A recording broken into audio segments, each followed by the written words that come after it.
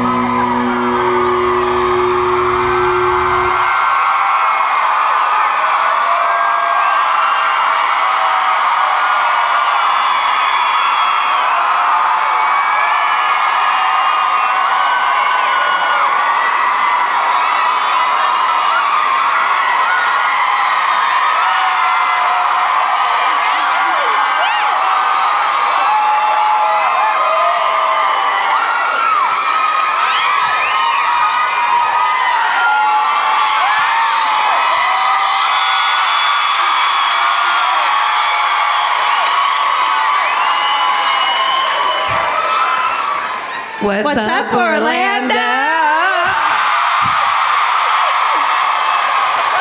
Oh my God, Vince is so fired. He left his sunglasses up here. I honestly thought you like secretly brought them on stage. Like, here's my hilarious joke. This is for Orlando. No, Vince straight up left his sunglasses. You're we fired. have to have a smaller meeting after this show. Fired, divorce, everything. I have to just tell you guys right now, the second wave of screaming, that hit a new high. I don't think we've heard that before. Yeah, fucking rock and roll at the Hard Rock Cafe, everybody. Yeah. They're screaming outside because there's a roller coaster, but it's really weird if you like don't think about that. There's just screaming outside. I'm gonna admit something to you. Go ahead. We got out of the car to go into the back, artist entrance, and I heard some distant screaming, and I was like, guys, we'll see you in a second. And then there's like a roller coaster goes like that. I was just like, oh no, I've lost my mind. Already getting too big. I'm such an A already. You guys got us screaming, which is cool because Tampa got us an active serial killer. Yes, so that was nice. You made up for it. What a gift. I mean, what an amazing on-brand gift for us. We were honored. Karen made a good point. Vince was like, if you guys, if you solve this and find the guy, you're going to be huge. Yes, imagine. And then Karen was like, well, we haven't seen Steven and the active serial killer in the same room at the same time. Let's just set him up for it and get the glory. I believe he's an active serial killer, fucking mustaching around. He's not here, so we can say anything we want about him. Yes, say anything you want. He's just with my cats, so don't be too harsh. Oh, they wanted him to be under here so bad. Oh. Sorry. Guys, welcome. This is My Favorite Murder. We're a podcast. Thank you. That's Karen Kilgariff. That's Georgia Hardstark. Hi. Thank you. We're we remember what we did this afternoon? Oh, dude. So we had to drive here from Tampa, and we had like a couple hours between when your hotel room it kicks you out and then lets you into the next one. So we're like, what the fuck do we do? Waffle House. Waffle House, all over the place. It was my first time. Yeah. Yeah. It was unbelievably regular. Yeah, which is good, because most people are like, don't go there. Don't go there. You're going to regret it. I don't regret it. Here's the thing. Those biscuits, I had a biscuit without gravy on it, and I was like, is this fried? Because it was really thin, and it was filled with butter or Crisco or some butter-flavored Crisco, but it was really good. It was good. Yeah. So then we ate. And then we went to, there's this town called Plant City. Plant City. Yeah. You love Plant City. Foliage. So do we. We do too. It was nuts. So we went to all these, like my dream, just a town full of antique malls. Yeah. Yeah. So much vintage Tupperware. Georgia kept picking up bowls and going, should I get this? It's like, yes, it's perfect for flying. A nice big bowl from 1964. But But it has the classic pattern. They'll never find it in Los Angeles. And then Karen had the great idea while we were wandering around. She was like, let's get a weird, creepy present for whoever does the hometown murder tonight. Yeah. So then, it didn't happen. So then... Yeah, let it go. Don't get connected to material things in this life that you have. But Georgia is immediately like, let's get a haunted picture. You know what I mean? Like something haunted. Let's get something awful. And be like, there you go, now you have to keep it. Sorry. So we were like searching for a thing, and what about this? And just kept holding up weird shit. I found salt and pepper shakers of two little on the back because I couldn't figure out what it was. It was like they had big blue eyes, but then green heads, and they were holding their knees like this. And on the back it just said "Melon Children." Yeah, there was a lot of like the quaint, creepy racism that they had back then. Yeah. They're just like, here's this funny thing, and now you're like, you can't do that anymore. You should take this out of the store, please. Yeah, and like, I don't want a swastika memorabilia case. We passed this thing, and Georgia goes, "First swastika!" like at the top of her lungs. Oh, so good, so good.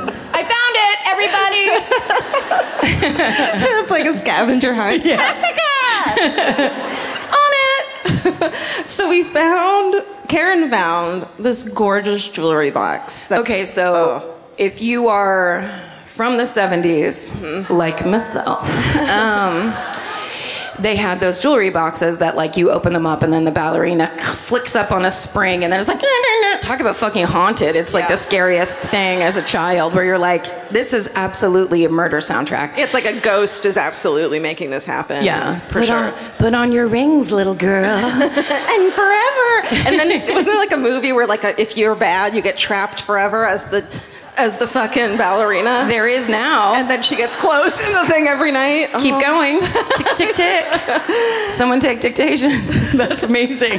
But it was this like gorgeous version of it, perfect condition, ballerina, everything was like gorgeous about it. It was way bigger than a normal one, and you opened it and then things went out like that. And then there was a bottom drawer. Everything was happening. It was like from the 50s probably. Cream on the outside, salmon pink on the inside. Salmon on the inside. Like velvet, untouched. It looked like some old lady bought it for someone and was like, fuck them, and put it up in the closet and never gave it to anybody and then died.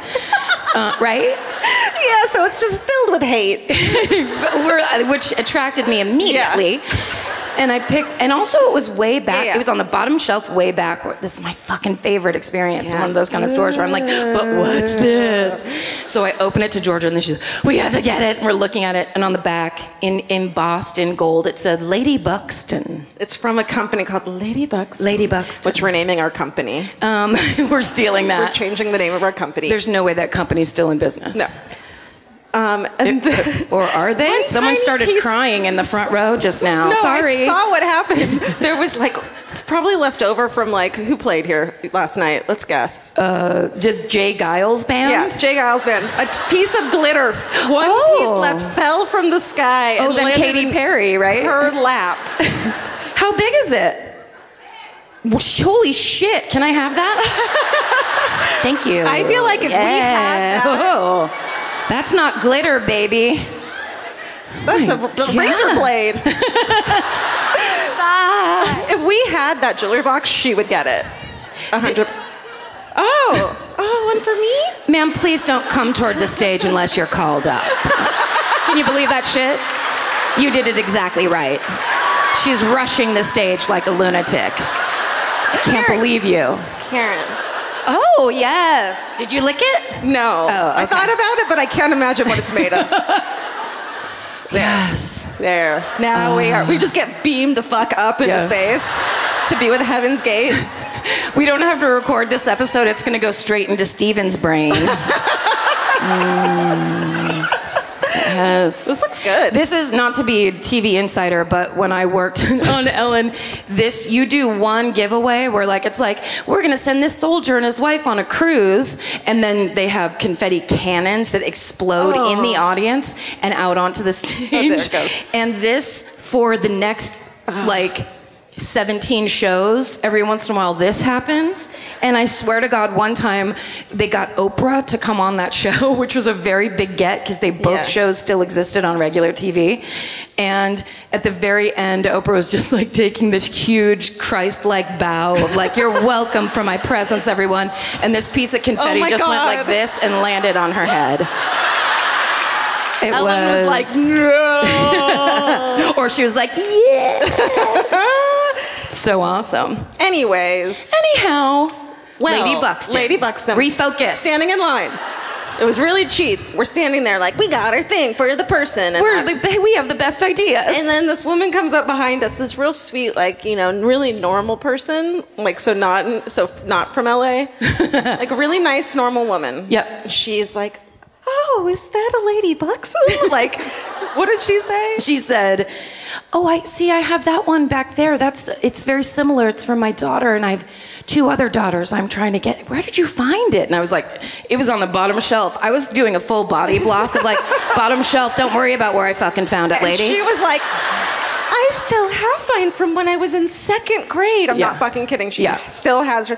And I'm trying to get a couple from mine. I found one over there. Did you see any others? Like, she was very... So Georgia looks at me and goes, let's give it to her. And I was like, what the fuck? She ignored me. She just ignored. Vince was like, yeah. And I was like this. Look at me. Anyway, could you guys finish up so we can get the Lady Buxton? Georgia turns around and goes, you should have it. And the woman goes... oh, no. Like she's giving her the fucking holy grail. Oh, no. And you just put it into her hands? Because you gave me a nod. I did. I don't want to seem like I'm fucking amazing, but I mean, it was my idea. I did break at the end.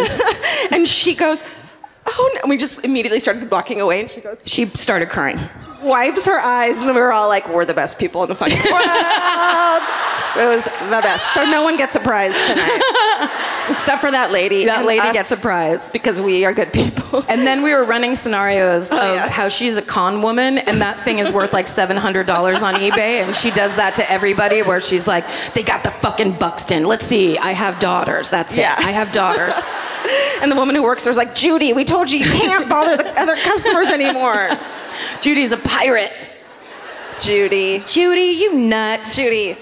I just want to mention someone was good enough. Edward, you made us cookies tonight. Thank you, Edward. They were delicious. We got some cookies sent backstage. Yeah, you could have done it too. But this is my favorite thing. He wrote a really nice card, and then he wrote, P.S. I almost got fired for writing Stay Sexy, Don't Get Murdered on our positivity board at work.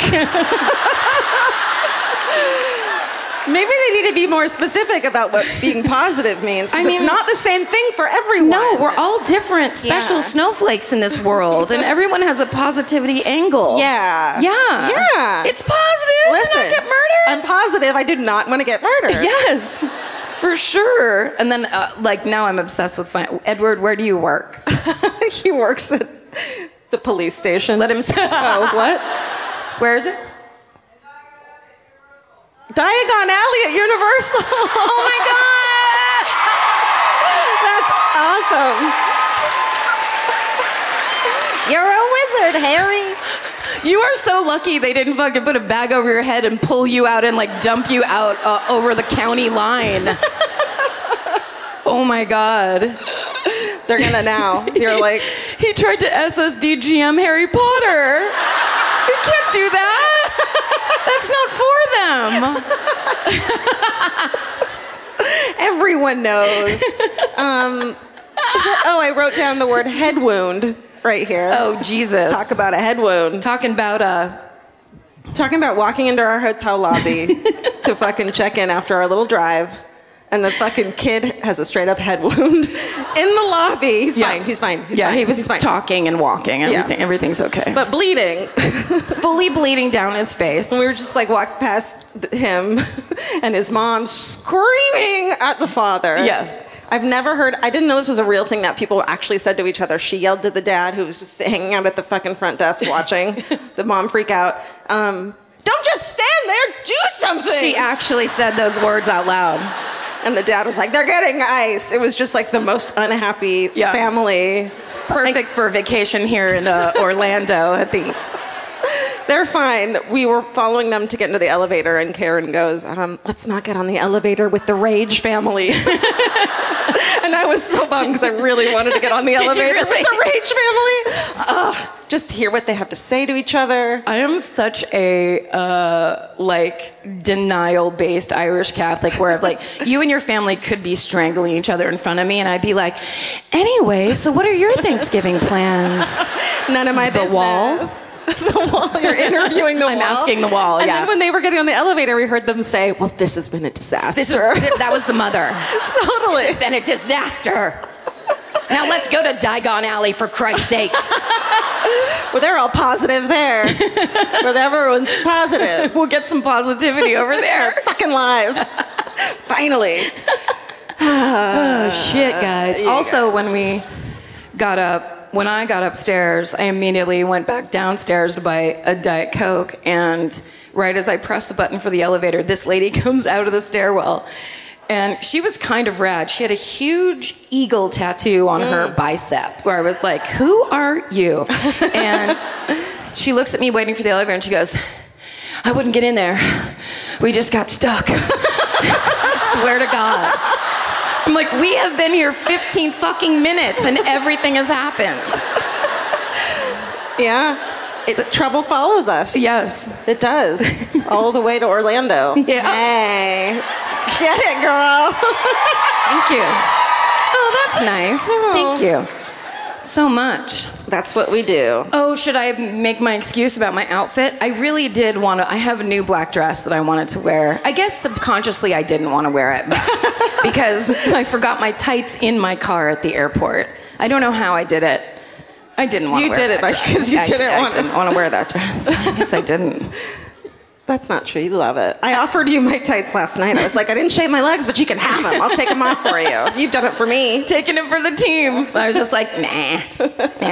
I'll just wear my pajamas. Then I remembered I had diamond hoop earrings, and I was like, they'll do all the work. They draw the eye away. And your nails. All right. Listen, we work hard for you guys. Listen, look, it's so hard doing a live podcast. It's really... Traveling. That's not true. It's not true. We're lying to your face. This is so easy and lucky. Listen, I can't believe it. I just want to know what he's thinking right now. This is my husband. He's the guy. He's our tour manager. He sets everything up. He gets shit done and taken care of, and we know it. And he does stuff so perfectly. We would be a fucking mess without him. And I just love that he left his sunglasses on the table. He made us this rug. He made us this rug. He works really hard. Yeah, he really does. He does. I think he got these at his dispensary too, by the way. Anyway. Do you have those here? You don't get to sell pot. You do? There's yeses and nos. Someone knows something that you guys don't know. They're not telling you. There's some people who are like, they have wait, one? You do? They have one. They have just the one dispensary? Just the one. Well, you guys got to get there and get some sunglasses. Come out to California. Yeah. Those sunglasses are made of pot. Don't tell the TSA. Yeah. I couldn't remember that for a second. Also, speaking of pot, you guys have a horse here that got a DUI or something. Yes. Am I getting that wrong? I actually looked the story up so I could see the lady. It's the best mugshot. If you look it up, it was in Lakeland, and she rode her horse. You know it. We're going to tell you your news 7 days later. It's fun. She's riding down. People call the cops because she's obviously drunk on a horse. Well, she's not steering the horse. The horse isn't going to be like, no, I'm not going to fucking walk off the road. The horse is just like, lady, it's your call. I'm going where you tell me to go. And she's like, she was double over the limit. So it was a .161. Ooh. Yeah, what's that? Two that's glasses? Nothing. I could do that in fucking 2 hours. If you care, you can do it. That's the wrong message.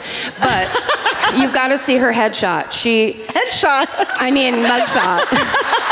Oh, we've been in LA for too long. She is my favorite actress. It was Blythe Danner. Isn't that crazy? No.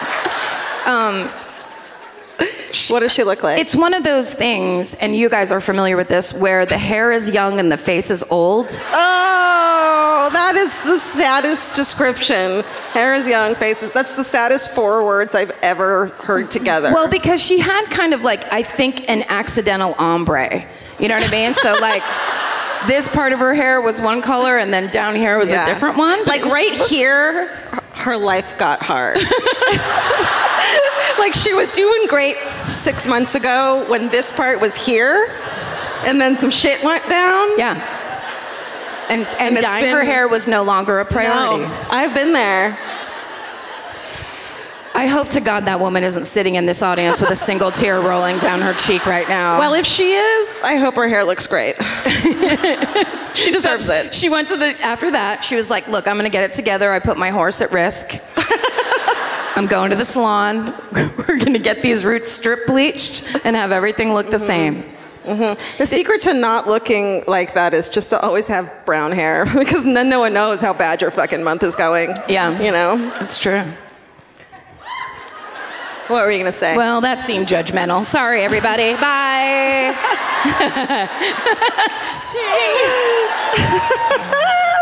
This is a true crime podcast. Yes, that's right. It's a...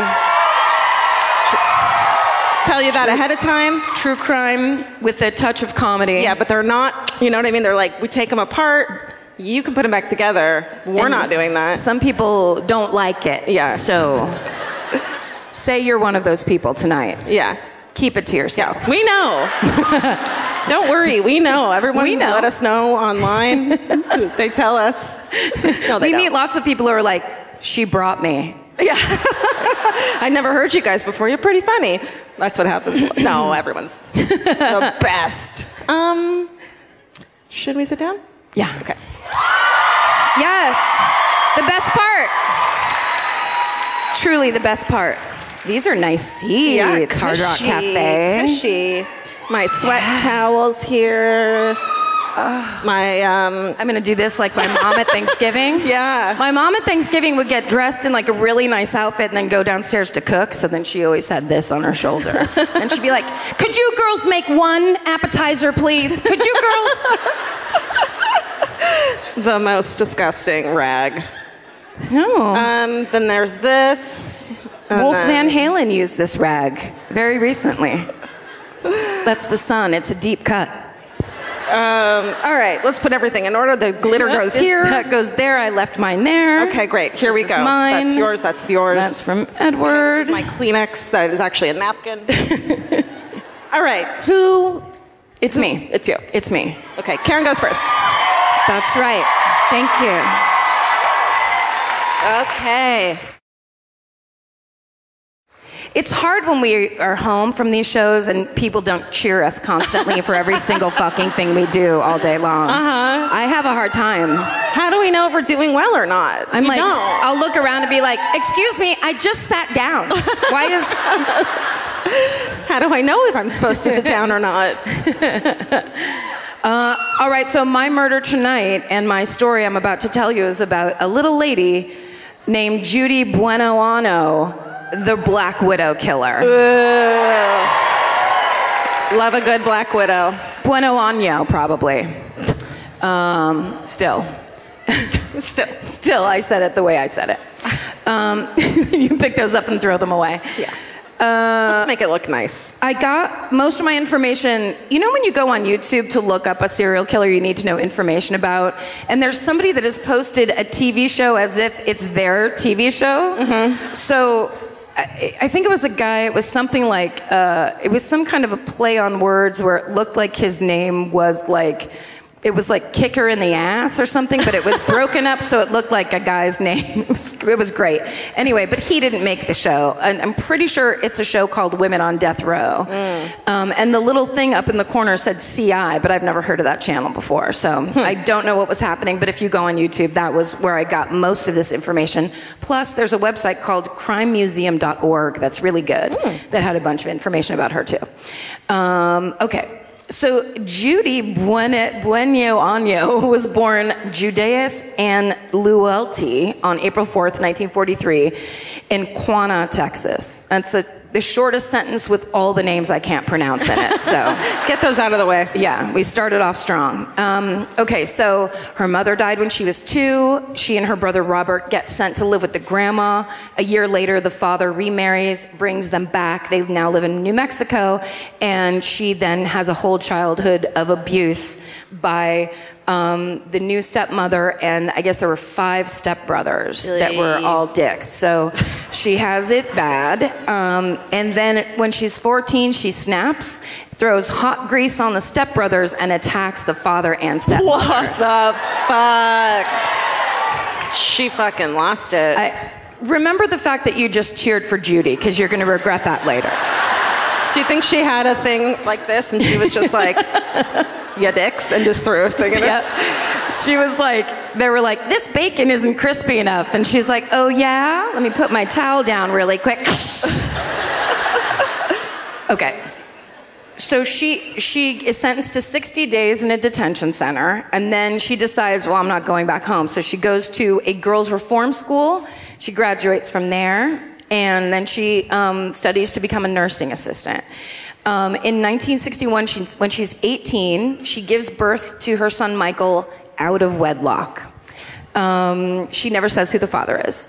And then the following year, she marries a guy named James Goodyear. He's an Air Force officer. They have 2 more kids, and then they all move to Orlando. Hey. Yeah. She, in 1968, opened a place called the Conway Acres Child Care Center. Uh-oh. You guys went there? Was it fun? Did everything taste like almonds? Because there's a poisoning aspect to this story. So her husband, James Goodyear, is sent to Vietnam. In 1979, he comes back from Vietnam, and in September of the same year, he starts to get really sick. He's vomiting, he's really weak, he can't get out of bed, he ends up being hospitalized. She goes and visits him in the hospital, sits by his bed every day. He ends up dying. Yeah. So she gets his life insurance money, as a widow will. Then later on that year, her house catches on fire, burns all the way down. She gets a little insurance money for that too. Shit. Then she begins dating a man named Bobby Joe Morris, and in 1977, he moves to Colorado. So she packs up all of her kids, and she moves to Colorado and moves in with him. Mm-hmm. Within a year, Bobby Joe is in the hospital dying of a mysterious illness. It includes vomiting and being very weak. You know, that mystery. It's that just happens. a weird mystery. This was back when they didn't know what caused anything. So when she would go visit him in the hospital, she would bring him Hawaiian Punch from home in like a Tupperware container. He just loves Hawaiian Punch. Tupperware. He loves Tupperware. Vintage Tupperware. I bet it was corn maize yellow. Yeah, she's like to the nurses, like, he just has to have his Hawaiian Punch from out of this specific container poured by me only. Don't drink any. Yeah. So in January of 1978, he dies of this illness. And the doctors have no idea what it is. When they do the autopsy, nothing shows up. 5 days after he dies, she cashes 3 life insurance checks from all the policies she'd taken out on him a couple of months before he died. But everyone's like, wow, what a lucky coincidence. Congratulations, Judy. So she ends up buying a house in Whisper Bay. No? It's near Pensacola.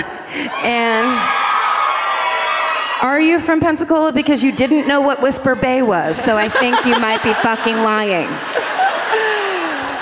Everyone from Whisper Bay is really quiet because Pensacola just won't stop screaming all the time. So they're like, we specifically moved here because we don't like loud things. Of course you don't know who's from Whisper Bay. They're snapping in their seats. Yes, Whisper Bay. We love it here. Okay. Now Judy changes her name legally to Judy Bueno Año, which is Spanish for good year, which you might remember was her dead first husband's last name. Oh, ew, creepy. Pretty creepy. Okay. So in June of 1979, her son Michael drops out of high school. He's like 17. He joins the Army. And before he leaves to go to Fort Bennington, he stops by her house. Fort Benning, Georgia. He stops by her house to visit her to say goodbye. And she gives him some item that he eats or drinks, perhaps a delicious cup of Hawaiian punch. I'm not sure. When he gets to Fort Benning, he becomes gravely ill, vomiting, weakness, whatnot.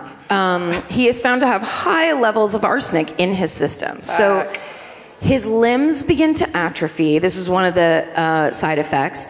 And he becomes paralyzed in his legs, and then he can't use his hands. So he has to wear braces on his legs, and he basically can't use his hands. So he's discharged from the Army, and he moves back in with his mother. So his mother can take care of him in his illness. I got a bad feeling about her. Do you? Yeah. Who, Judy? Judy. So in May of 1980, the day he comes back from being discharged from the Army with his paralysis and his illness, she plans a fishing trip. Okay. Same day. Think it through. No, I'm not. If she's not gonna, I'm not gonna. Could you imagine, you're like, even if it was just like you were at college and you came home because you got the flu, and you like walk in the front door and your mom's like, here we go, car trip, let's go. You'd be like, what the fuck? Yeah. She gets a canoe. They get a folding chair and strap him into the chair in the canoe. No. And Michael, the younger brother James, and Judy all go on a canoe fishing trip in the East River.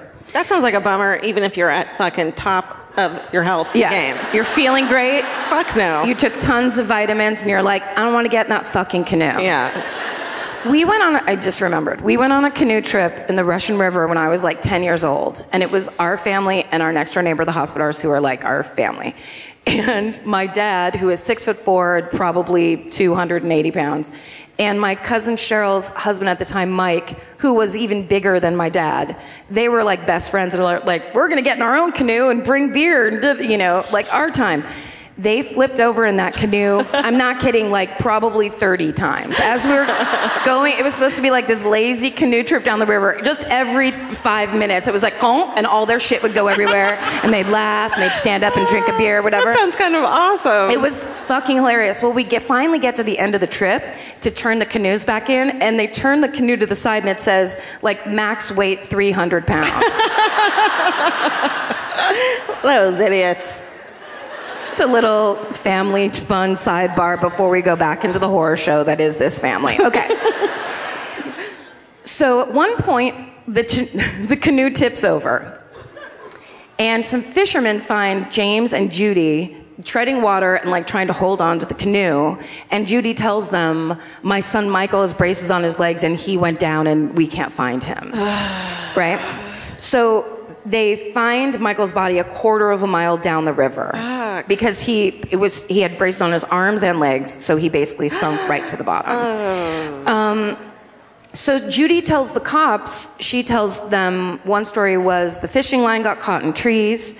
One story was they hit a log bumped them and knocked the canoe over a floating log. And then one story was there was a snake in the canoe. It's like... Could have been all three at the same time. I mean, could you imagine? A snake-filled log hits your fishing line. Yes. All right. The younger son, James, says he has no memory of the incident because he was knocked out when the thing happened and unconscious.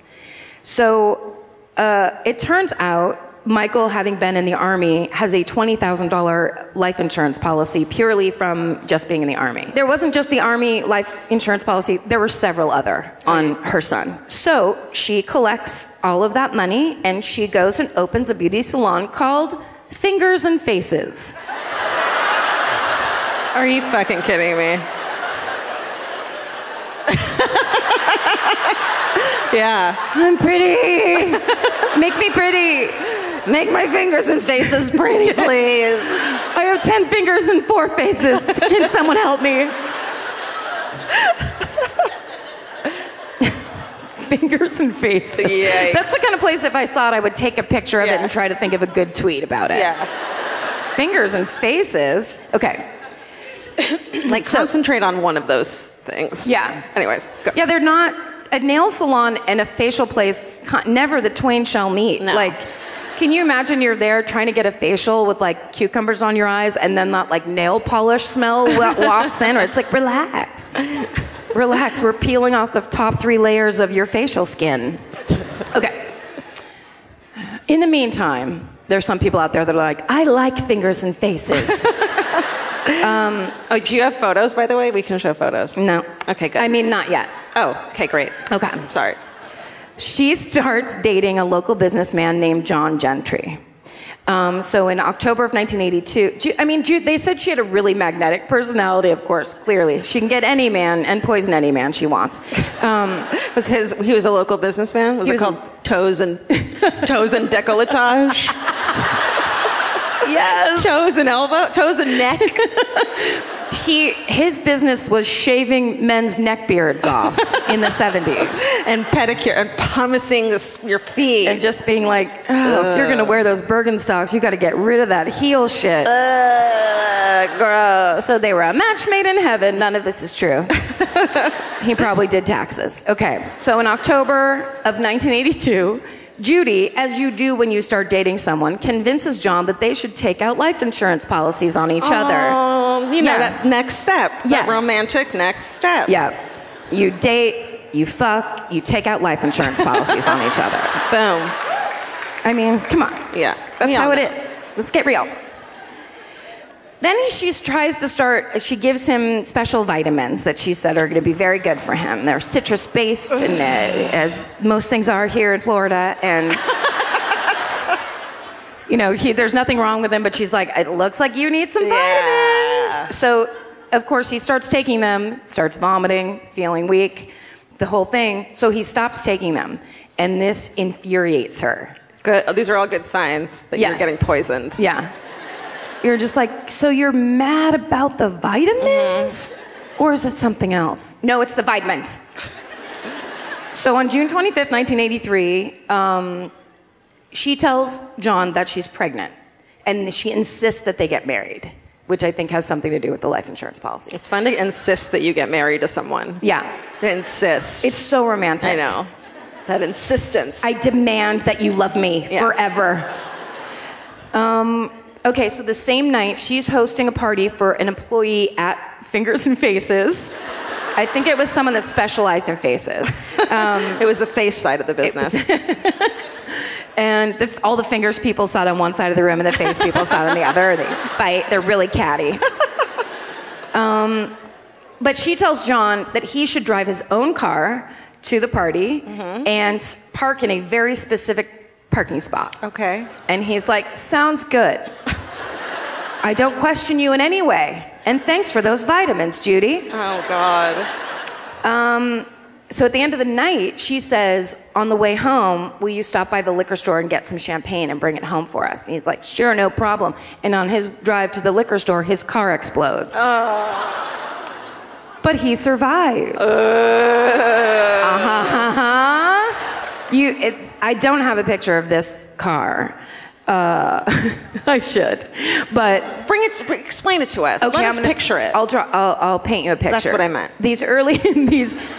One of those early '80s cars that looks like it's a rectangle with two things cut out, right? Like how a child would draw a car. Yeah, exactly.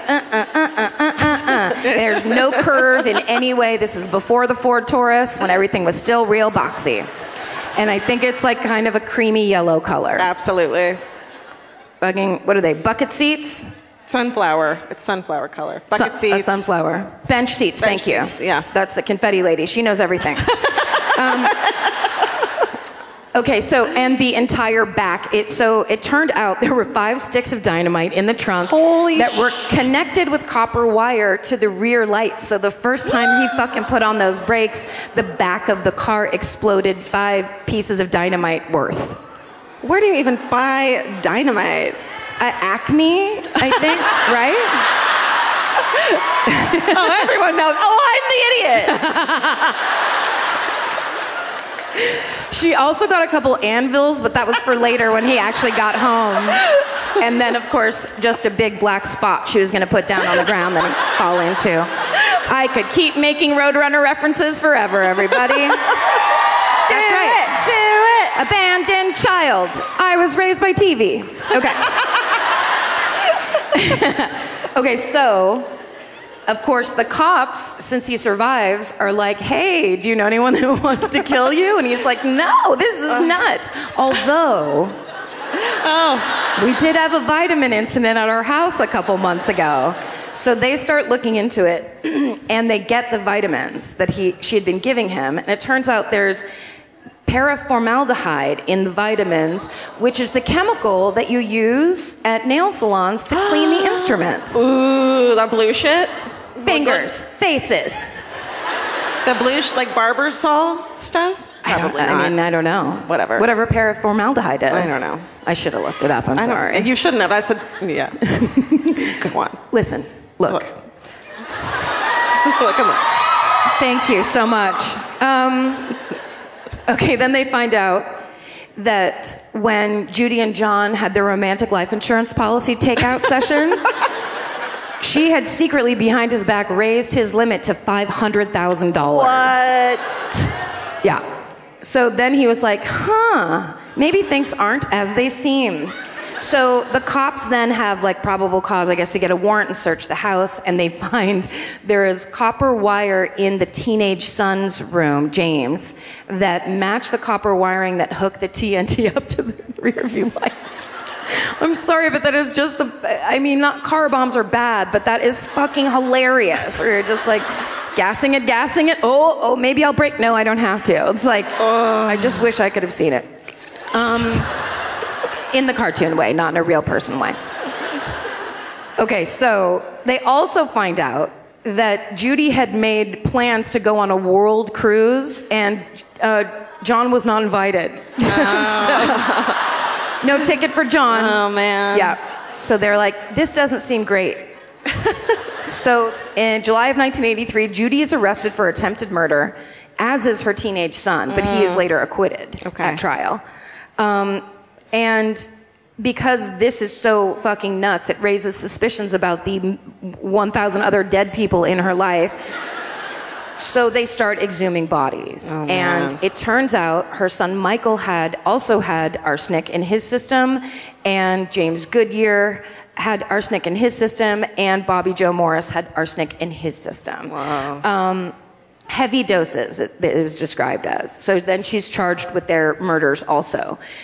So the first trial was for her son, Michael.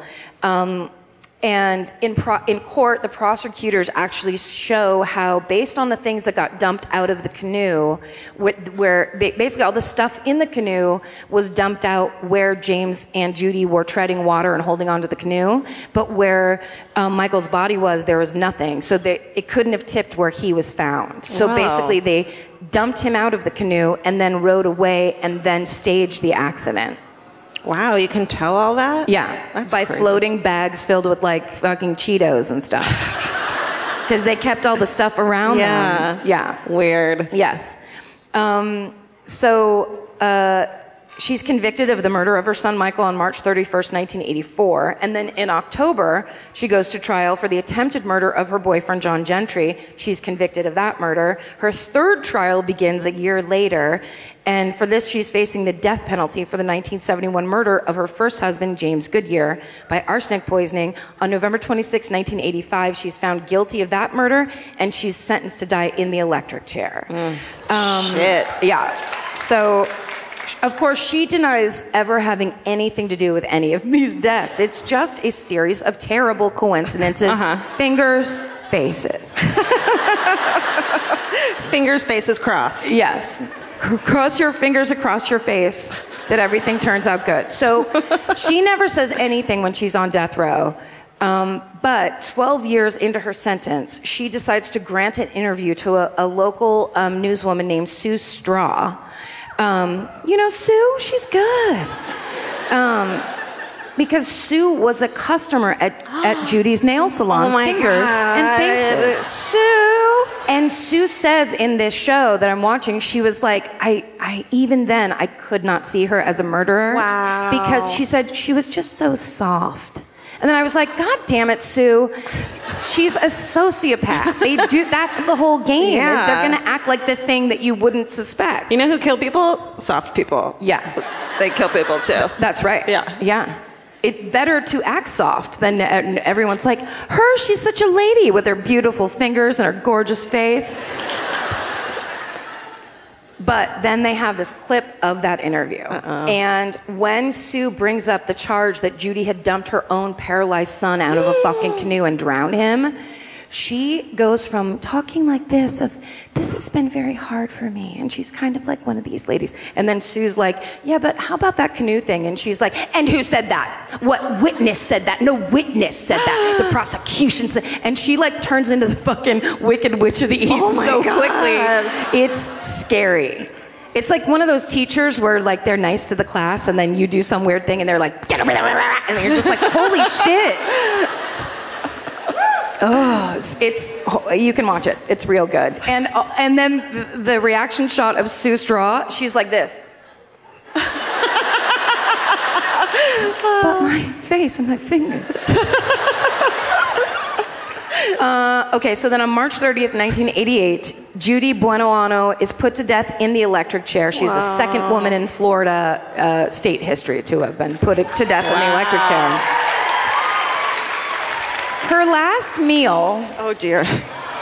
This is gonna make, for me, not to minimize the insane human loss in this story, but for me, this is one of the most upsetting parts of the story. Her last meal was a salad of broccoli, tomato, and asparagus. Go fuck yourself. Fuck you, Judy. That's not a fucking salad to begin with. Yeah. That's an array of fucking gross things that nobody wants to eat. Asparagus? Like what? You're just gonna chew on a bunch of asparagus for an hour? Oh, and she had hot tea. Fuck off. God. Just my natural enemy, this woman. Yeah. And she also told a reporter she was looking forward to seeing the face of Jesus. Uh-oh, Judy, bad news. It don't work like that, baby. She was actually seeing the fingers of the devil. In reality, not the face of Jesus. Jesus is like, uh-oh. I'm not going to be there for you. She told, and I don't know if it was Sue Straw or another reporter, but she did tell a reporter before it happened, obviously before that happened, but but like a while before when she was asked, she said her final words are going to be via con Dios. But on the actual day when she got walked to the chair, and they asked her if she had any final words, she said, no, sir. Now here's a poem written by Judy Buenoano. Ready? Oh, everyone close your eyes. Everyone close your eyes. I just want to soak this in. Masks by Judy Buenoano. Are you closing your eyes? Close your eyes. Don't be fooled by me. Don't be fooled by the face I wear. For I wear 1,000 masks. Masks I'm afraid to take off, and none of them are me. Pretending is an art that's second nature to me. But don't be fooled. For God's sake, don't be fooled. Wow. Yeah. That's Judy Buenoano, everybody. Oh, shit. Shit. That's okay. Do it. Shit. Do it. Not there. There. Is that her? Oh my God. She's Look like, at bitch, her. please. Look at her. She's like, seriously, go fuck yourself if you think I'm guilty. She's like, hot tea and vegetables, motherfucker. Oh, I love tomatoes so much. Tomatoes. Wait, I think there might be one more. There's also really good footage of her glaring at when witnesses would come up and testify against her. She would be glaring at them. She has very small eyebrows and kind of beady eyes. Oh. That's what she looked like when Sue Straw interviewed her much later on. I see her snapping. Bye, Judy. Bye, Judy. Good one. I love this. I know. Thank you. These are fun. We're firing Steven and hiring these little clickers. We're not really going to do that. That was great. Thank you. Thank you for that. Thank you for that. It's all Judy. Judy. All right. This is ladies' night. Oh. Florida. Y'all ready for your girl, Eileen Wuornos? Oh, shit!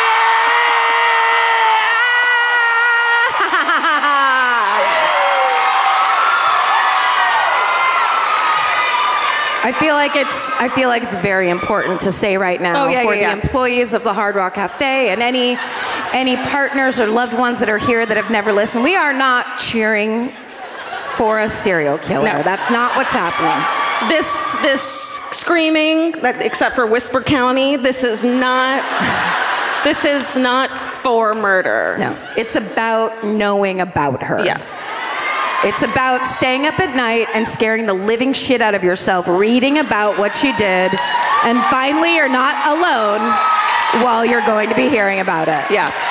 This is one of those, this was from January 2nd, 1992, when I stayed up all fucking night after watching Dateline because of this murder. I saw her picture and I stopped plucking my eyebrows. But there's just a lot of emotional connection. Yeah. Okay.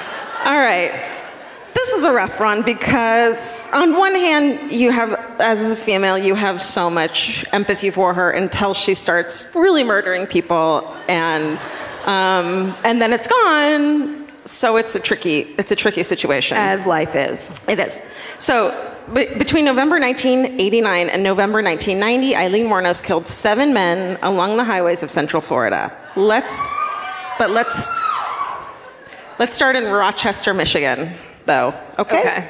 So Eileen Wuornos was born in Rochester, Michigan, February 1956. Her mom, Diane, was 14 years old when she gets married to the dad. They have a son named Keith when she's 15, Eileen when she's 16. Can you fucking imagine? Think of yourself when you are 14 years old having a fucking baby. Nope. I could barely handle Doritos. I couldn't manage them alone. I had to have them taken out of my hand. Mm-hmm. I still have to say, take these away from me to Vince when I'm eating something. And at 14, ugh. Yeah. Yeah. All right. So that's where we're starting. It's hard. Okay. We're starting there. Let's fucking do it. Do you want to see a photo of her when she's a little girl? I know. Isn't she pretty? It's so fucking dark. Yeah.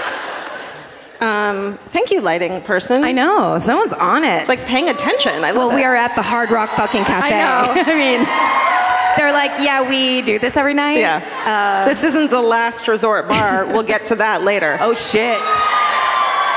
No offense, because I want to go party at the last resort bar. So bad. Okay, Eileen's father. Let's hear about him. 2 months before Eileen was born, he's incarcerated. He's diagnosed as schizophrenic, later convicted of raping and kidnapping a 7-year-old girl. Don't worry, he hangs himself in prison when she's 12 years old. She never meets him. Oh my God. I know. It's weird. They're not clapping about, January 1960, when Eileen's almost 4 years old, the mom, Diane, abandons them, the kids, leaves them with their grandparents. They legally adopt her. And I think it's one of those situations where she didn't know that until she was older. Eileen, so a lot of this stuff is, everyone in her past is dead. All the men that she killed can't say exactly what happened. So it's all based on her own story, so we don't know completely what's true, but there is a lot of corroboration based on the kids she grew up with. So she says that her alcoholic grandfather sexually assaulted her, beat her when she was a child, and by age 11 she starts engaging in sexual activities in exchange for cigarettes and drugs and food. She also engages in sexual activities with her brother. And then so they would hang out, all the burnouts would hang out, and I'm sure you had a place like this in Sacramento, because I fucking had a place like this in Irvine, California. So the pits. And it was like in the forest, the fucking, like, just the gross area where the burnouts would hang out. You know what I mean? Yes. Did you have one of those? Can I tell you? Well, it's Petaluma. Yeah. And we called it The Rock. And it was there was a hill behind like a convalescent hospital. Great. You'd pull into the parking lot and then you'd walk up this hill for like a half a mile. And then there was just a rock that we'd all go sit on and drink like fucking Keystone Light or whatever. Well, it turned out, and I never put it together, The Rock was I could see my house from The Rock. I could see like my parents watching TV from there, but it was like I would say half a mile away. Finally, one time, my sister goes, "Yeah, we can hear you guys, every word you guys say out there, because there's nothing between The Rock and my parents' house." God. So we'd be out there just like, "Fucking voices carry," and they're just like, they knew exactly what we were doing, and they knew exactly what we were talking about the entire time. That's so smart. It's kind of genius. Yeah. Well, I mean, not on our part. No. So stupid. You get home and your mom's like, "I know you were eating Doritos." Yeah. And you had to have them taken away from you, Karen? That's actually when I got caught smoking cloves. Because I was so goth. Because you smelled like a fucking spice cabinet? Yeah, she's like, hey, Christmas ham, what's up? But she came in, she did the classic, psychiatric nurse move on me. She held up the cloves that she found in my pocket when she was doing the laundry. And she goes, "You can smoke these if you want, but they put glass in them and they cut your lungs." Which is a fucking straight up lie. But I never smoked a clove again after that. It's not fun when your mom's like, "Go ahead, I don't give a shit what you fucking do." Yeah. Like, oh, well, I was She was lying. She cared. She wanted you to quit. Okay, so she'd hang out with them. She said that there was a lot of sexual activity going on. She was raped. And later people from the town in this documentary I was watching said that she was treated very badly. Yeah. Here's a photo of her at like 14 years old. Which is like, oh, she kind of looks like me when I was that age. Like this skinny, kind of awkward nerd. I know. Okay. Did she have her own boat? What? Life really sucked, but she did have her own boat. Lucky. 1970, at age 14, she gets pregnant, possibly by a friend of the family, an older man. She gives birth to a boy in a home for unwed mothers, and the child's placed for adoption. Goodbye. Sorry, you said she was 14? Yeah. Just like her mom? Yeah. That's insane. A few months later, she drops out of school. Her grandmother dies. Her grandfather kicks her out of the house. So she's supporting herself as a sex worker, lives in the woods for a while, then hits the fucking road at 16, hitchhikes around the country for 5 years. Where's that baby? Adopted. Oh, good. And she ends up eventually in 1976 in Daytona Beach, Florida. Here she is. Okay. She meets a 69-year-old yacht club president named Louis Grants Fell. She marries him. I think she's 22 at this time. She's 22. He's 69. That's fine. No, they're just grossed out by this. What is it? Something December romance? Oh, May, December, yeah. They don't like love. It turns Apparently out. Not. But she's still getting in confrontation. She's kind of a brawler. She's had it totally shit all her life. And all she knows is hitchhiking and fucking staying alive. Yeah. So they are fighting all the time. She kind of loses it all the time. She has these like bursts of anger, and she eventually hits him with his own cane. Oh. And he gets a restraining order against her. Their marriage is annulled after only 9 weeks. I'm just picturing Anna Nicole Smith's wedding picture, but slightly different. Yes, looks. that's exactly what it's like. Right? Picture Anna Nicole Smith a little methier. Okay. He's a little bit younger. Kind of like snazzy, he's got his yachting cap on. He's kind of rich. Okay. So it's Thurston Howell III? Yes! Yes! And meth Anna Nicole Smith. Horrifying. It's not nice. It's not funny at all. Okay, so then her brother, Keith, dies of throat cancer. Devastating to her. They're actually really close. He was kind of, it's weird. It's a weird relationship, obviously. Oh. Probably. Same brother? Yeah. Yeah. Then her grandfather dies from apparent suicide, so she's on her fucking own. Yeah. After her divorce, she has tons of run-ins with the law. She's arrested for drunk driving, Florida prison for armed robbery. She robs a liquor store in a bikini. The inspiration for the film Spring Breakers. There you go. She does it in a bikini. She gets the fuck out, drives away. Her car breaks down the road. She gets caught. I know that she ends up being a very bad person, but she also has the worst fucking luck of all time, it sounds like. She is not mentally stable. Right. Clearly.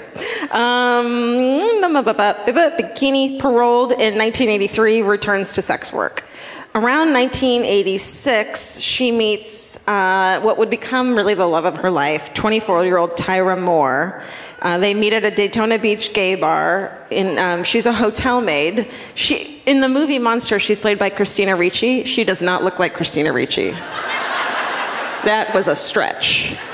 Even when they cut all of Christina Ricci's hair off, she does not look like Christina Ricci. Yeah. But she's like a cute young thing, you know what I mean? Youth gives everyone good looks. They meet, and Tyra's a lesbian, and weirdly, Eileen's not really a lesbian. She just finally has someone who loves her for who she is. Yes, she wants to be loved. Yeah, for Christ's she sake. has someone who wants to stick by her. She has someone she can take care of. It almost seems like that's what she always needed, because she had relationships with men in the past that were all disastrous, et cetera, et cetera. They go home that night together, and they move in together. And Eileen is really controlling over her, so she makes her quit her job, and she said she's going to earn money with sex work to take care of her. And Tyra didn't approve of it, but you know what I mean. Okay. So there's a book called Dear Dawn, Warnos in Her Own Words. So this chick, Dawn Botkins, was her best friend from when she was a teenager. And when Eileen ends up in prison, she just sends her 4 letters a day of it's crazy stuff. But they published a book about it. So she says to Dawn that when she was in a gay relationship, she starts getting triggered by all these awful things that are happening to them, because it's Florida in the mid-'80s, lesbians, Not allowed. Not allowed. So they say, one of the neighbors kills their pets because they're lesbians living together. And she said it fueled the fire within. They couldn't find a place to live. No one would let them live there together. And if they did, they'd raise their rent really high because they were lesbians. So Eileen feels like she has to hustle. She carries a gun with her, and she's just really unstable. She starts hitchhiking, and she starts stealing from people. Okay, so this is when her first murder takes place. November 30th, 1989, in Clearwater, Richard Mallory, he's a 51-year-old electronics repairman. He picks Eileen up outside of Tampa. She's just hitchhiking. Then she propositions him. He agrees. They pull off the road, and they drink and talk until dawn, which is so weird. And again, this is all based on her telling what happened. Obviously, we don't know. Okay. Eventually, she shoots him 4 times in the chest and the back. She takes his money, hides him in the woods under a carpet, and takes his car back to Tyra. She tells Tyra that she killed this dude and took his car. Tyra's like, I didn't believe her. So she says. No. Tells her she doesn't believe her.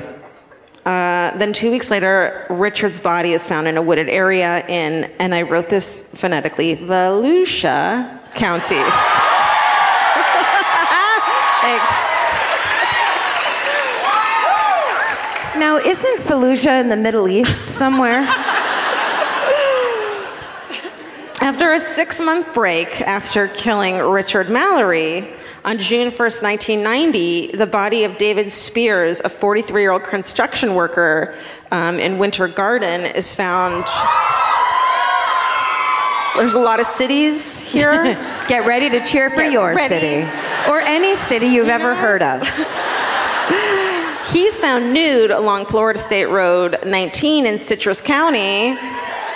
He's been shot 6 times. Then June 6, 1990, Charles Karskadin, he's 40, part-time rodeo worker's body is found in Pasco County.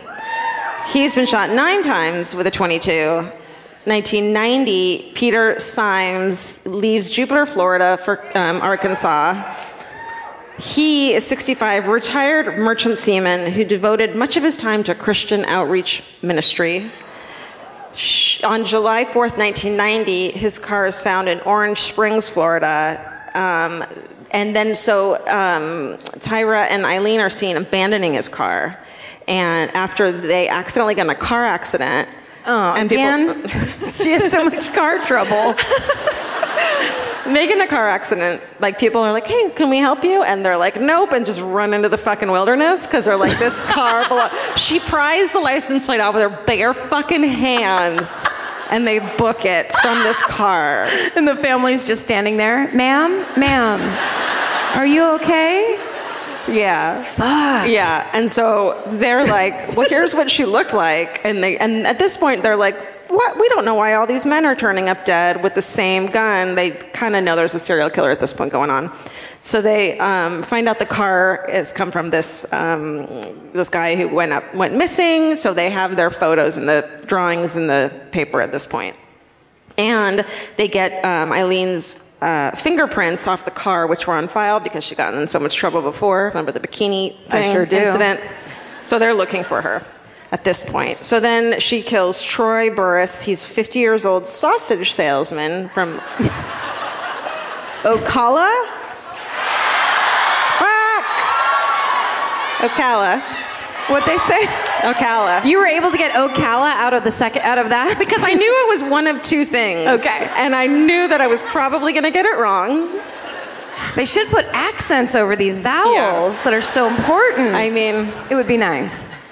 And then on July 31st, 1990, he's reported missing. And then on August 4th, 1990, his body is found in a wooded area along State Road 19 in Marion County. He's been shot twice. Charles Dick Humphrey, 56, September 11th, 1990, retired U.S. Air Force major, former state child abuse investigator. Oh.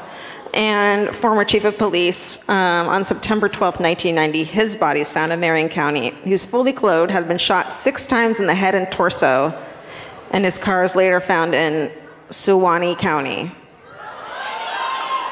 No. Seems like you did it right. Or not enough people care about that. They're like, just say what you want. Yeah. We don't like that place that much anyways.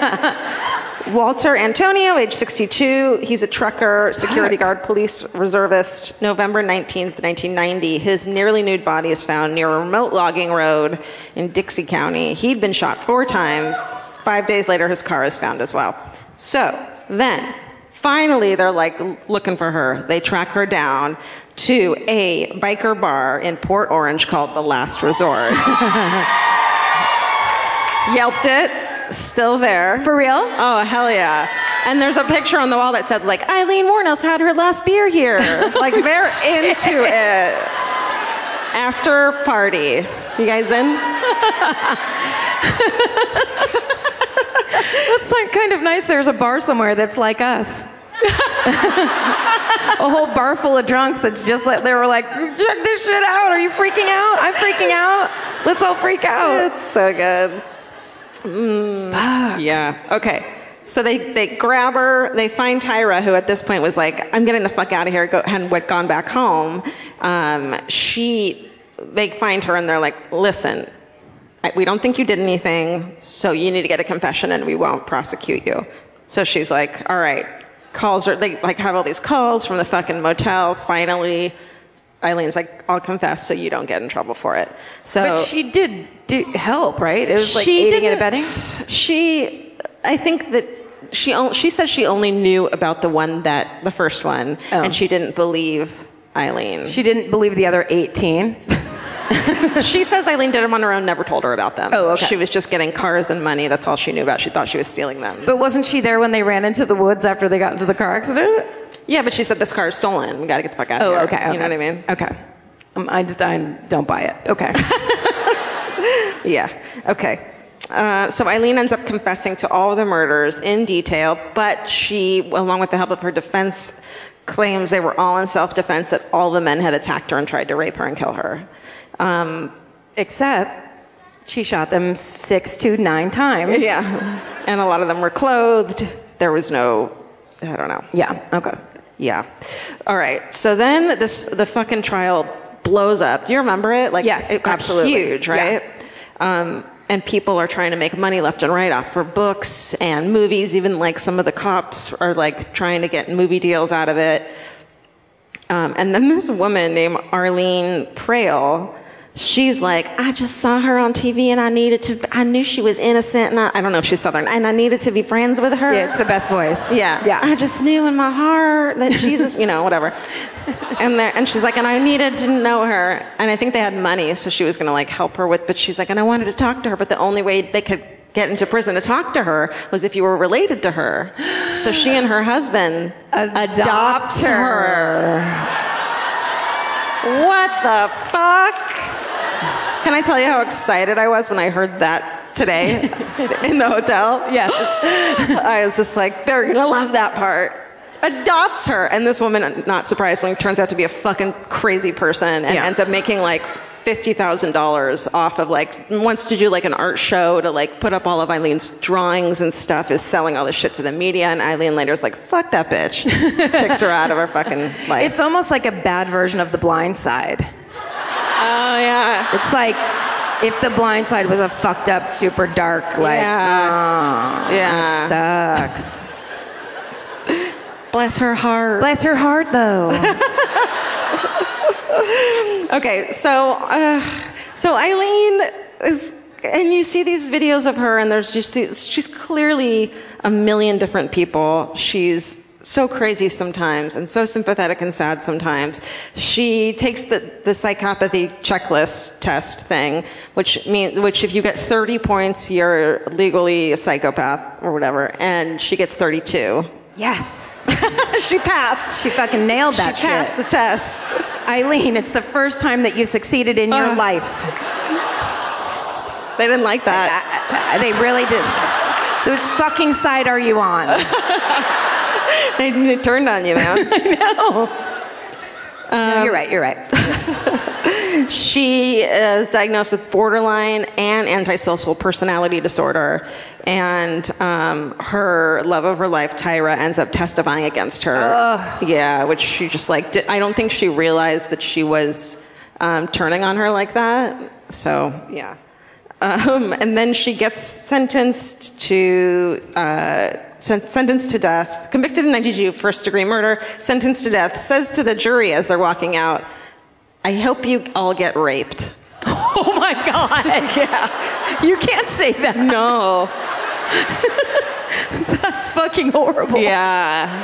And she says that when they convict her, and then the next day they have to go back in for sentencing. And she's like, shit. Probably like, have you noticed the borderline thing? Yeah. That's what happened yesterday. Today I'm fine. Don't be mad about that rape thing, okay, you mad. guys? Because I was just upset. I take it back. I can be that way sometimes. That's like when you like stand up at a table and like tell people off and walk out, and then you're like, oh, sorry, I didn't get my purse. I left my purse on the chair. Have you done that? Oh, Eileen. I know. Come on. Stop it. Stop it. Stop it. That's cheap comedy, and I don't want you to support me in it. Please. Horrifying. So after almost 20 years in solitary lockdown, on July 1st, 2001, at the age... Okay, when she was convicted, she was 36 years old. Hi, that's a year younger than me. If you see these photos of her, you're like, damn, that could be my adopted mother. What? Fuck. Okay. Wait, did she do meth and stuff? No, really? Oh, yeah. She was an extreme alcoholic. Okay. She says a lot of these things were done in blackouts, alcoholic, methy meth. I gotta say, though, as a blackout alcoholic, I didn't get anything done. So, yeah. the idea that you'd be like propositioning a guy, getting him to then pull over, have some drinks and talk about, shoot him 7 fucking times, like drag him to the woods, wrap him in a rug. That's not happening. Okay, You're that's like, nice to hear because I always thought like maybe I'm just a bad blackout drunk. no. Because I don't black out often, but if I do, it's because I fell the fuck asleep. Yeah. Is that blacking out? With like a weird taco on your chest or something, or you're just like, oh, I wanted to have that at the time, What's and a now weird it's taco? gross. Just a taco from Jack in the Box, I guess, is what I'm thinking. Weird taco, or the not one a good taco, like not a. You didn't go to the taco truck and get a good taco. You were just like, or the one that they have now with the egg as the taco. That's a weird taco. What is it? It's like a fucking. I keep spitting. I spit so much this whole time. Okay, it's like an. You don't want to know. What? It's like an egg, like let's say a fried egg, and then they use the fried egg as the taco shell. What for? For breakfast taco. I don't understand. I've only seen photos. Is Taco Bell, I think. Is this like it's Taco Bell? Yeah, it's like their breakfast. Taco Bell cannot make eggs. That should not be legal. That shouldn't, it's can't also handle like, that. Whenever you see like an egg in like, it's not scrambled, you're like, oh, it's a real egg. I know where this came from. Like, what did they do to that egg to make it look like it's in a real thing? It's fucking sawdust that's dyed white or something. How many people are going to die because of eggs at Taco Bell? Like thousands and thousands. Or like, oh, we forgot to put those ones in the refrigerator. For 9 months. Now they're babies. We thought they kept. We thought they kept. Okay. Shit. We should, I feel like from now on at the top of the show, we should go over any new fast food that I haven't heard of. Because my mind is fucking blown right now. Yesterday, when we were in Tampa, and I was telling Karen, you've been there. You have an active serial killer, so. I was telling Karen and everyone else here, the audience, about a murder that happened in Land O'Lakes, and Karen lost her fucking mind. I didn't know that was a real place where the butter came from. I didn't either. I became legitimately starstruck by a city that produces butter. I'm not putting you down because I didn't know till I was doing my research, and I was like, what? That's crazy. It's just, oh, God bless it. There are good things that happen in this world also. It's just nice to remember that you positivity. There's a lake filled with butter somewhere in Florida. Yeah. I love that. I love that. Put that on the positivity board. Put it on the positivity board next time. That won't get you fired. Probably. Don't forget Land O'Lakes, everybody. Edward, get in here now. Stop using the positivity board. It was Edward. Yeah. Good. So, after almost 20 years, solitary fucking lockdown, That's awful. Yeah, writing Dawn crazy fucking letters for 4 days, 4 times a day. And these are bananas letters. Sometimes they're coherent, sometimes they're not. It's really fucking sad. Like, for a moment, I hadn't really read about a lot of this, and for a moment I felt really bad for her, and then I was like, oh, wait a minute. She fucking killed a bunch of people in cold blood for no fucking reason. Yeah. Okay, got it. And okay, at the age of 45, she goes up to the state and is like, can we stop it with the mandated appeals? And can you just kill me? No. Yeah. She's like, I'm sick of all the fucking taxpayer money going to this. It's bullshit. And they were like, hey, remember when you said you wanted us to be raped? The answer's no. Well, she was like, every time that I get, that the appeals get overturned, some fucking bigwig politician gets like his bump because he fucking, keeps her in, and that's the guy who's hard on crime, and like she's kind of over it and crazy. Yeah, clearly. So she says, look, bros, the murders weren't self-defense. I fucking killed them because I robbed them and I didn't want any witnesses. So they're like, okay, let's do it. And so I'm paraphrasing. In case you were like, what happened to our legal system? Well, and because that in and of itself could be a lie. I mean, like, it's such a gray area. And she took it back later, but... Yeah, no, whatever.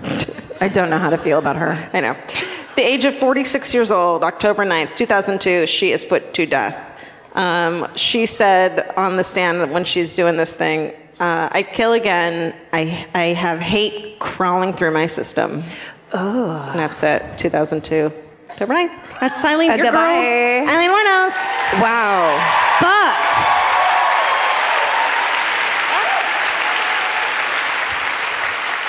she had it real bad, but there's lots of people that have it real bad. That's the thing. That is the thing. Yeah. Who wants a jewelry box? we don't have one.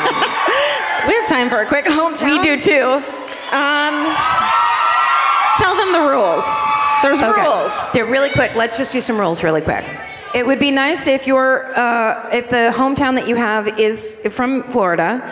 It's just more fun, right? Because then other people can yell at whatever city you name. It's good if you're not so drunk that you lose your own place and your own story. But that's up to you.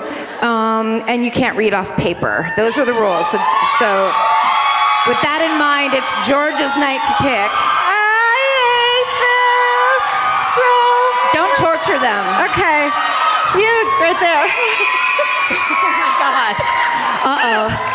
Okay, but go over there, Vince. Vince is right over there. Here, bring him his sunglasses.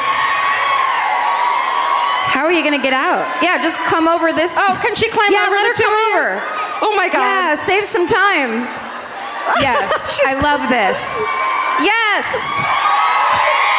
Right down there. Thank you. Thank you for that. I saw her face when you went, you can't be that. She was raising her hand, then you go, you can't be that drunk. And she goes, that's me. Like, she got so excited that she wasn't that drunk. I'm right on the verge. Where'd she go? Uh-oh. Vince is like, go get my sunglasses. So much pressure. Where'd she go? There she comes. I see shadows. She's partying backstage. Uh-oh. Come on, honey, get out here. Hey. What's your name? I'm Kristen. Kristen? This is Kristen. Come over here. Okay. Stand on the magic rug. Okay. Yeah. Here we go. Where are you from? Here, Orlando. Orlando. Nice hometown. Yeah. Okay, so this one is about my mom's best friend when she was like 20, 21. She went over to her best friend Catherine's house because they were planning her wedding because she was engaged, Catherine. She was engaged to this guy named Keith. And when they went over there, Catherine was missing because she had, I guess, to go and get hair dye or something, but she never came back. Cops come and they have found her body in the trunk of the car. She's been beaten and stabbed. And it turns out, I'm gonna make it pretty short, it turns out that her fiance, Catherine's fiance, Keith's best friend Danny, actually really hated Catherine and was in love with Keith. Oh, shit. Oh, fuck. And yes. This is a new one. Yeah. Fuck. Yeah, and but it gets even better. Well, not better. Worse, better. Worse, you guys get it. Definitely worse. Definitely worse. Yeah, definitely worse. Well, it turns out that he used to Danny used to make fun of Catherine all the time because apparently we find out what happens. Yeah. But he also used to call her the lazy pig. Like he would call her a lazy pig all the time. That's not a fun. They found her car behind a restaurant called the Lazy Pig. No. Is that here in Orlando or was? Not any longer, but Okay. yes, it was. Fuck, what kind of restaurant was it? I'm gonna go with barbecue. I don't know. Wow. Makes sense. That's good deduction. Or something. Yeah. But yeah, it was my mom. He did that on purpose, like to send a... No, it was a total message sent. They actually did not find out it was him until a really long time after. With Jeff Ashton, he was part of the Casey Anthony. He started a whole cold case thing in Orlando, and she was actually the very first cold case that they solved. Wow. So it wasn't until a long time after, but like what? How many we got years? our guy. Yeah. How many years was it? I want to say probably a good 15. Oh wow. Yeah, it was like because this happened in the early 70s, and they didn't find out until like more towards the late 80s. So. Can you imagine this whole time, your friend's like, Keith's like fucking crying and his friend's helping him, and then it turned out to be him? My God. Yeah, oh yeah, because he was, like you said, he was consoling and everything, and what a creep. Yeah, that's and crazy. it was like definitely like a passion murder, like. And what was her name? Catherine. Catherine. Her name was Catherine. Honey. Which is what really matters. Yeah, exactly. Wow, that was horrifying. Yeah, the lazy pig part is what creeps me out. Lazy pig is the fucking worst. Yeah. Oh man, you would have loved that jewelry box. I feel bad now. Oh shit. Because I was like, what if we give it to someone and they're like, I don't want this shit. And then it's like, she would love it. This is pretty cool. I'm good with this. Okay, yay! Yes. Kristen, everybody. That was great. So good. Should we give her Vince's sunglasses as a gift? That was awesome. Yeah, wow. Well done. Lazy pig. Keep your eyes peeled for the friend of the boyfriend that's a dick to you. Just yes. There's always something. Boys, don't let your friends be dicks to your girlfriends. And mamas, don't let your babies grow up to be cowboys. I would say that's more important. That's a better. Don't you think? Yeah. Fuck, Orlando. I mean that. Thank you. I feel like that went so fast. It did. That went really fast. What a fucking incredible show. Thank you so much for getting tickets, standing in line, doing all of this. Yeah, thank you for having us. Florida was not the state that I didn't want to go to. I wanted to come here because you guys just have so many murders. Yeah, I mean, so excited. it's crazy. The choices. It was an embarrassment of riches. Yeah. Oh, now you guys have to let Kristen sit down. But as she passes, tell her what a great job she did. Great job. We really appreciate you guys all being here, mostly because you are enabling us to have this be our only job, which is fucking nuts and a dream come true. We're so lucky. Thank you guys for supporting us through this whole insane fucking thing that's been happening. It's crazy. And thank you for being here with us, and stay sexy. And don't